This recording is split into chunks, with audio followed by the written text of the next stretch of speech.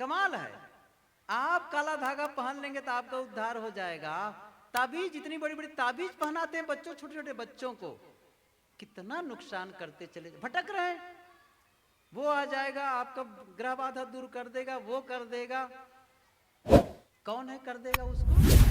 पूजा से कहीं ग्रह बाधा ठीक होता है? और ग्रह बाधा किसी को है, किसी को नहीं है, क्या मतलब निकलता है?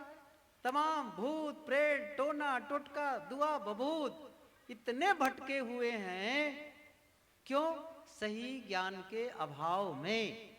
सही ज्ञान आप अपने जीवन को बदलते नहीं, और जो जिसने बताया वही करने लग जाते। आशीर्वाद चाहिए बस, आशीर्वाद। आशीर्वाद से कहीं जीवन बदलेगा? मैं कह दूं आप लोगों को, मेरा आशीर्वाद है आपके खाते में 1-1 लाख रुपया आ जाए। आ जाएगा? सही है? धोखा है कि नहीं है?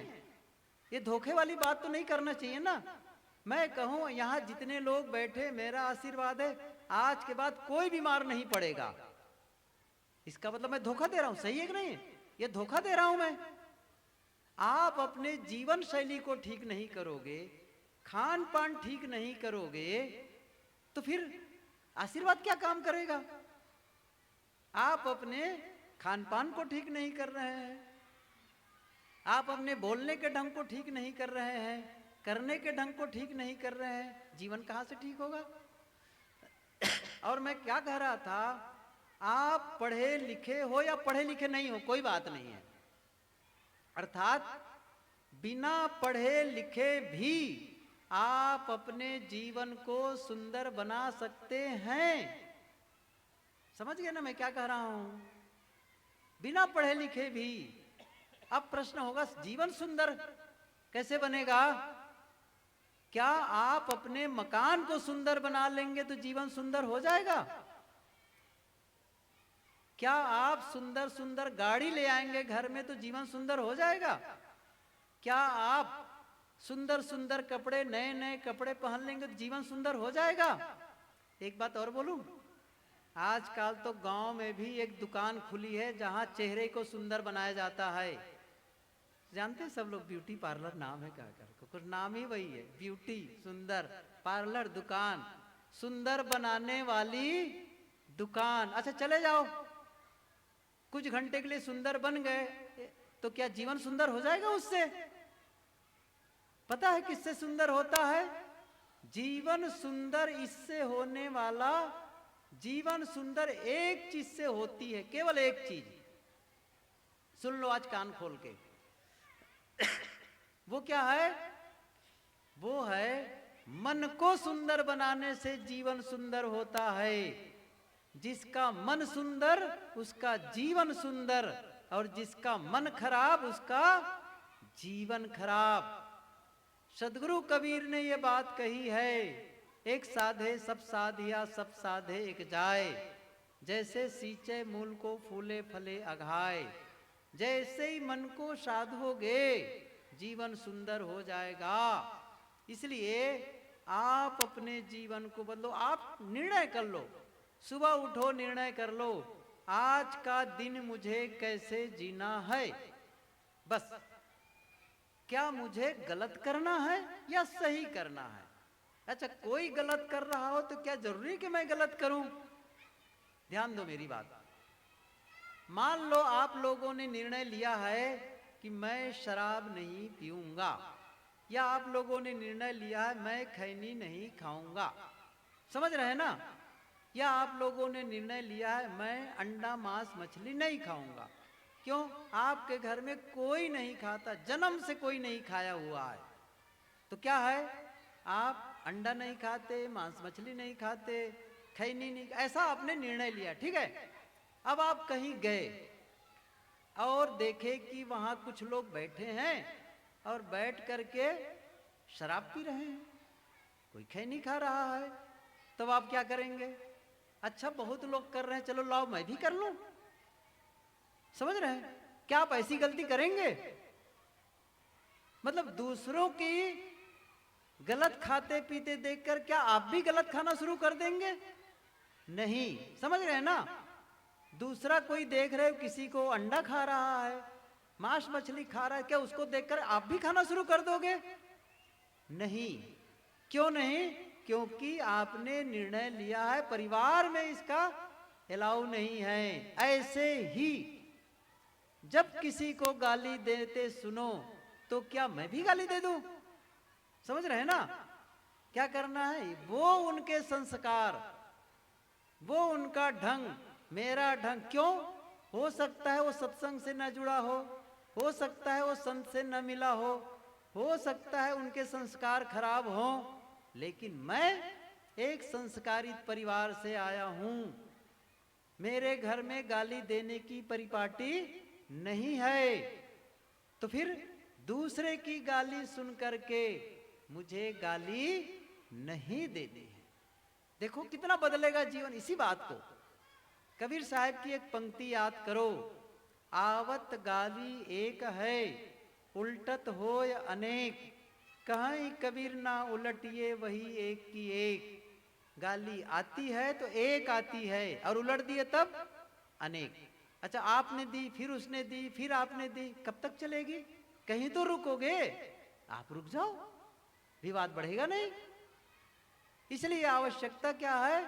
अपने आप में सहन क्षमता को बढ़ाओ, सहन क्षमता को बढ़ाओ, धैर्य को बढ़ाओ, विनम्रता को बढ़ाओ, सद्गुणों को बढ़ाओ।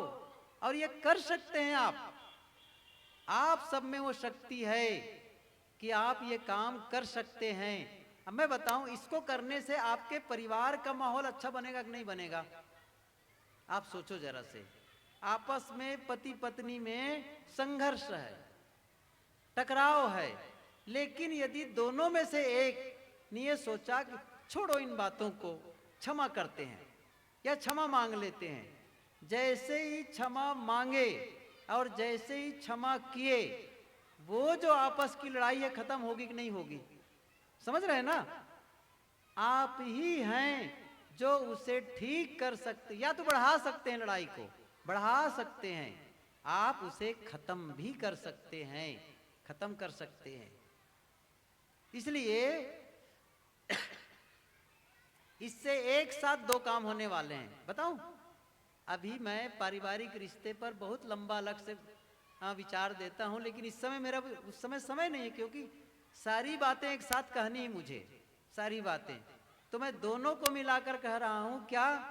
जो मैं तरीका बता रहा हूं उस तरीके से आपका व्यवहार अच्छा हो जाएगा, रिश्तों में मधुरता आ जाएगी, आपस का प्रेम बढ़ जाएगा, और आपका आध्यात्मिक, आपकी साधना अच्छी हो जाएगी।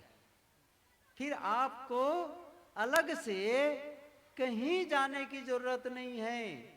ये समझ ली, कबीर साहब जी की ये बात है, जो कुछ करो सो पूजा, जहां जहां डोलो सो परिक्रमा, जो कुछ करो सो पूजा। आपका जीवन इतना पवित्र हो जाए कि हर काम पूजा बन जाए। मतलब झाड़ू लगाना पूजा, बर्तन मांजना पूजा, भोजन बनाना पूजा, कपड़ा धोना पूजा है, खेत में काम करना पूजा है, दुकान में बैठकर सौदा बेचना पूजा है, सड़क पर गिट्टी तोड़ना पूजा है। मतलब कब? जब आप अच्छे मन से करते हैं,